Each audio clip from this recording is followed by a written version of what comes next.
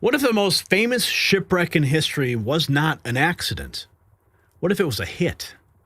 In 1912, the Titanic went down carrying three of the wealthiest men in America: Benjamin Guggenheim, Isidore Strauss, and John Jacob Astor.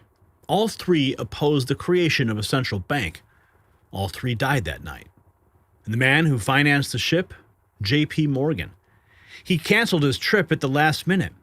8 months later, the Federal Reserve was born.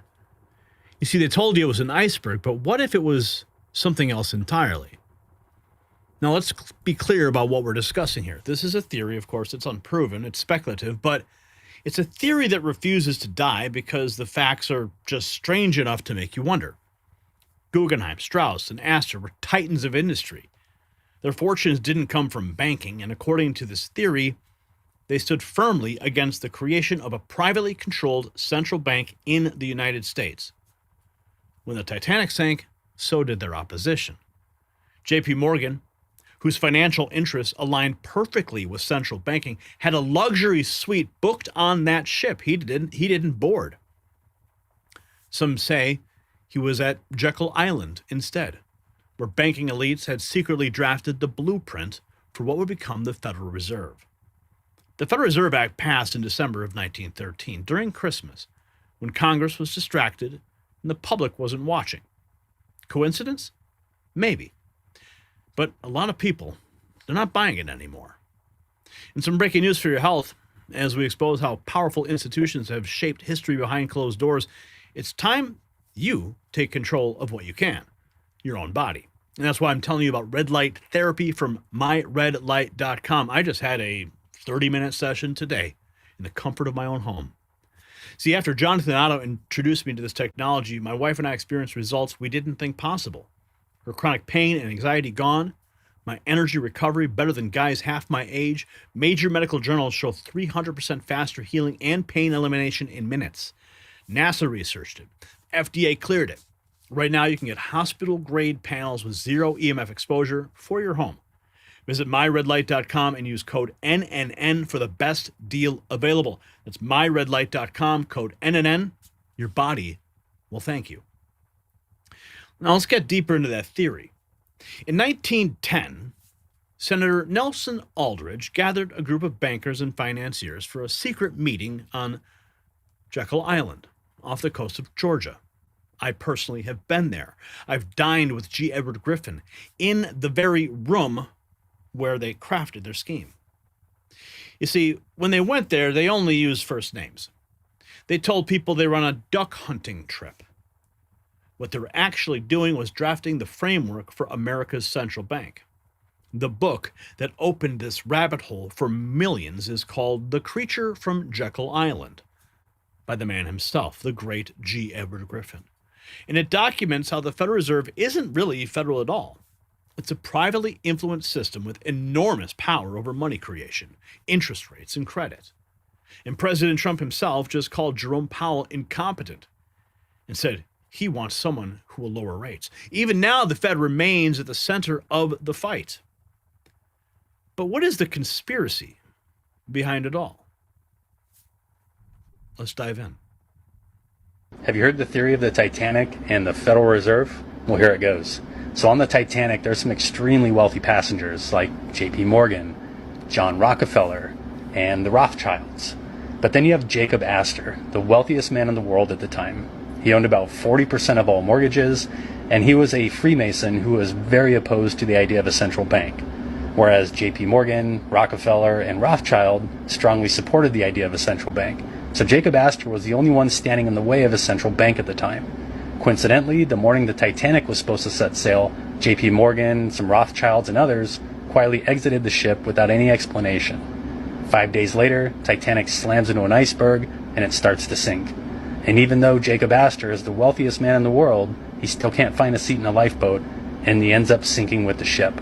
Shortly after, these guys become the wealthiest men in the world, and without Jacob Astor standing in their way, the next year in 1913, on Jekyll Island in Georgia, the Federal Reserve Act was signed into law, paving the way to print money out of thin air and completely control our monetary system. Was this a coincidence or a conspiracy? Coincidence or conspiracy?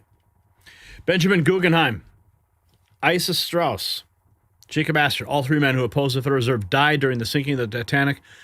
The Federal Reserve was installed in December of 1913.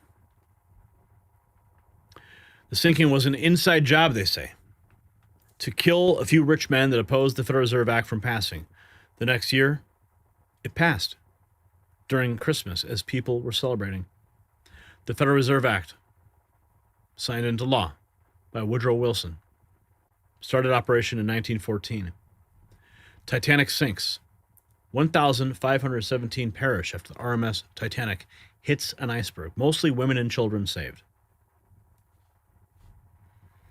The Titanic sank to fund the Federal Reserve. Here's another take. Sank because one of the most outlandish but most interesting theories on the Titanic is that it sank because they were using it to melt down cars and bedposts and all sorts of mundane objects that were made out of actual gold and then painted to look like they were normal. And they were using this to then fund the Federal Reserve. If you do want to start a Federal Reserve, you know what else you need is you need a whole bunch of money to back that thing. And at this point, the only reliable money you could back something with would have been gold. The Titanic sank because they were smelting gold near the hull, which compromised the integrity of the hull of the ship. And then when they brought it into these freezing waters, it was to counteract the fact that these engine rooms were just burning and smelting gold nonstop for days and days. And the excuse about the life rafts being gone, or maybe the escape boats were used to get all of the smelted gold off the ship and over onto shore. One of the most outlandish but most interesting theories on the Titanic. That's a new one. I'd never heard that one before. Smelting gold on the Titanic. Another says, a hit job.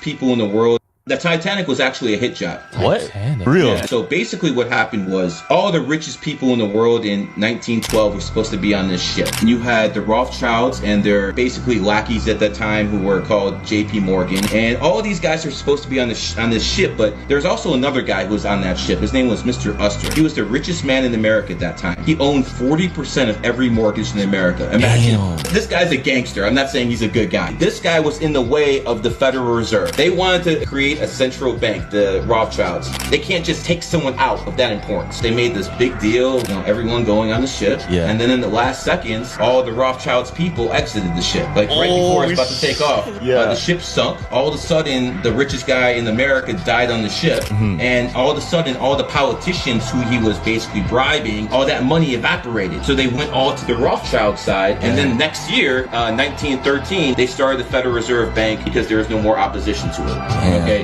these are criminals. They got away with it, so it is what it is. I mean... Yeah, and now look where we're at.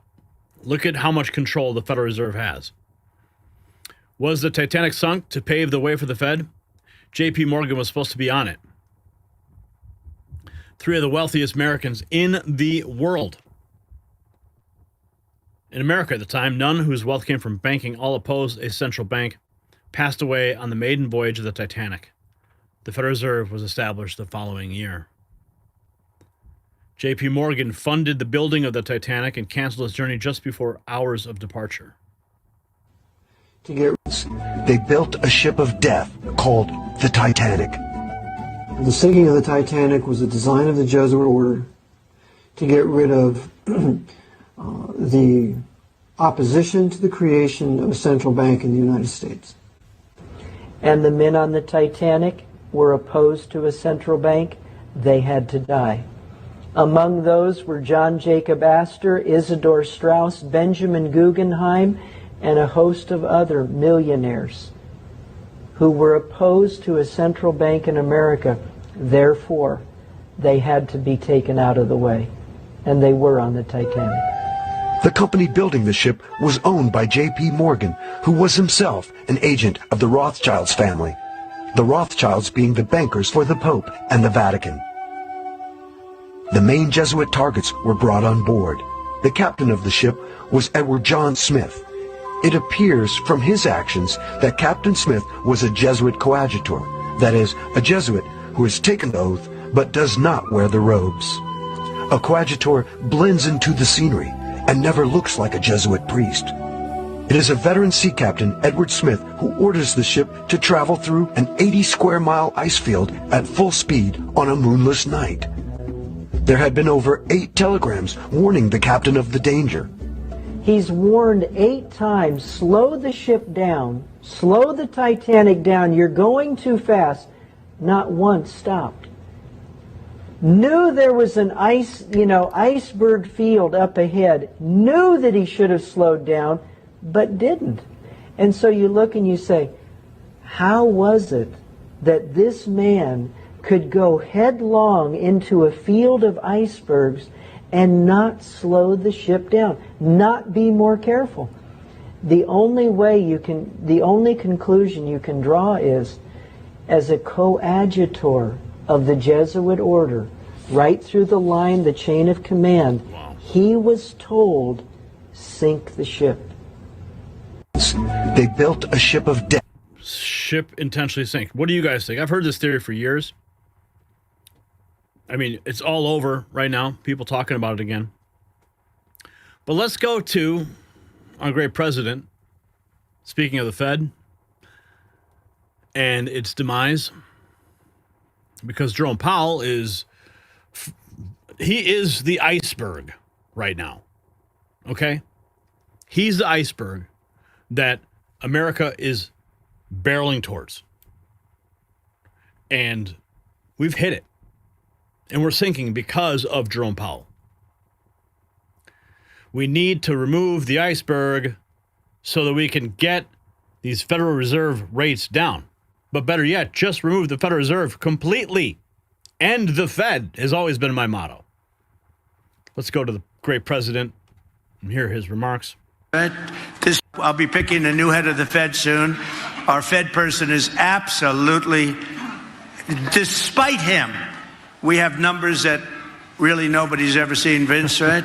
Despite him, we have numbers that nobody's ever seen before. We're fighting through him, and we'll soon have a good head of the Fed who's going to want to see interest rates go down. Amen. But we're fighting through higher interest rates, but the interest rates are coming down despite him.